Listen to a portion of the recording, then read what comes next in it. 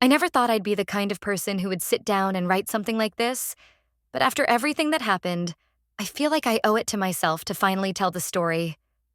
Maybe it'll be a warning to someone. Maybe it'll just be closure.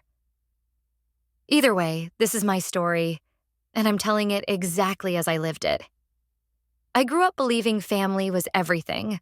Loyalty, trust, sacrifice. Those weren't just words in my house, they were expectations. I was the older sibling, the responsible one, the one who cleaned up messes and stayed quiet so things wouldn't fall apart. My younger sibling Ryan was the opposite. Charming, effortlessly likable.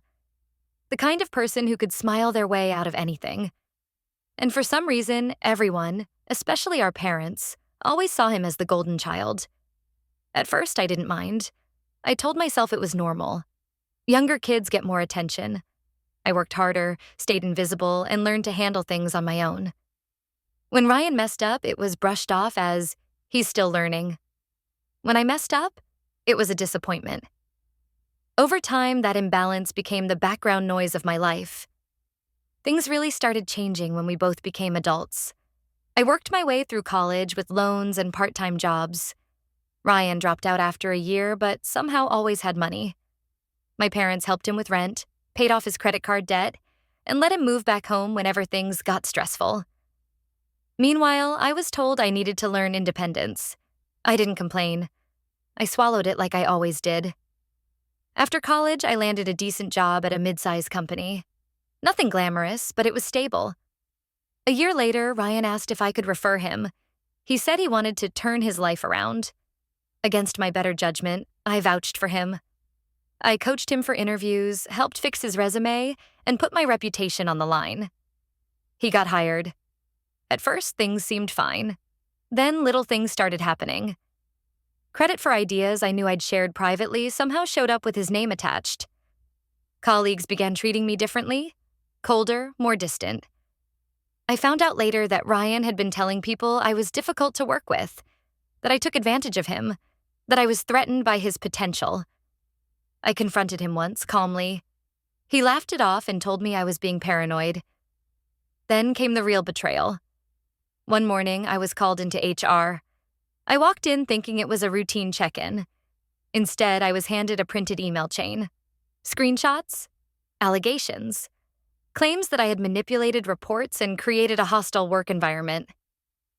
Every accusation traced back to Ryan. I tried to defend myself. I showed proof. But the damage was done. The company didn't want drama. I was quietly let go. Ryan kept his job. When I told my parents, I expected, at the very least, neutrality. Instead, they asked what I had done to cause it. My mother said Ryan would never lie about something that serious. My father told me I should apologize to keep the peace. That was the moment something inside me snapped. For months, I spiraled. I lost my job, my confidence, and what little faith I had left in my family. Ryan didn't just move on. He thrived. New apartment, new car. He posted motivational quotes online about outgrowing toxic people.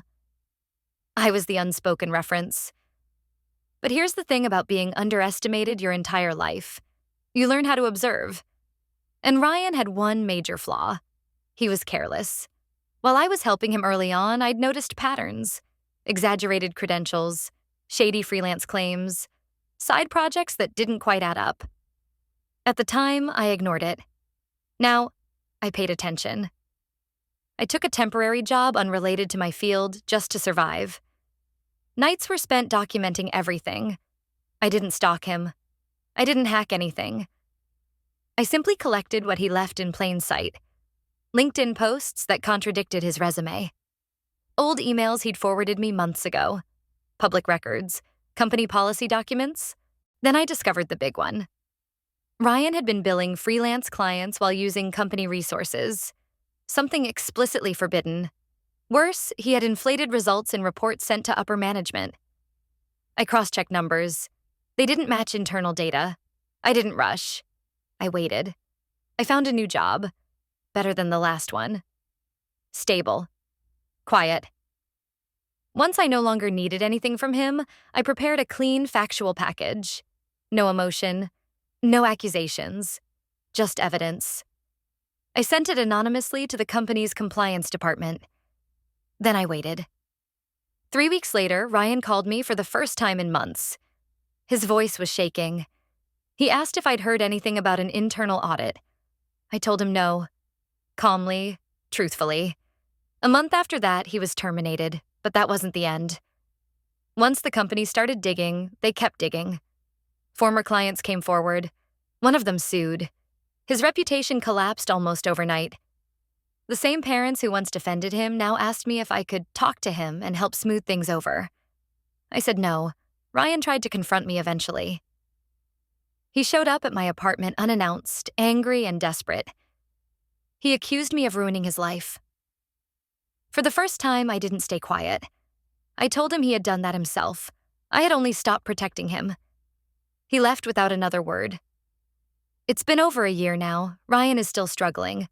My parents don't talk about favoritism anymore. They don't apologize either, but the silence says enough. As for me, I'm doing better than I ever thought I would. Not because he fell, but because I finally stood up for myself. Revenge didn't make me happy in the way movies promise. What it gave me was balance. Closure. Proof that being quiet doesn't mean being weak, and that patience, when paired with truth, can be powerful. If you're reading this and you're the overlooked one, the blamed one, the sibling everyone underestimates, don't rush your justice. Let people reveal who they are. And when the time comes, let facts speak louder than anger. That's all I wanted to say. Thanks for listening.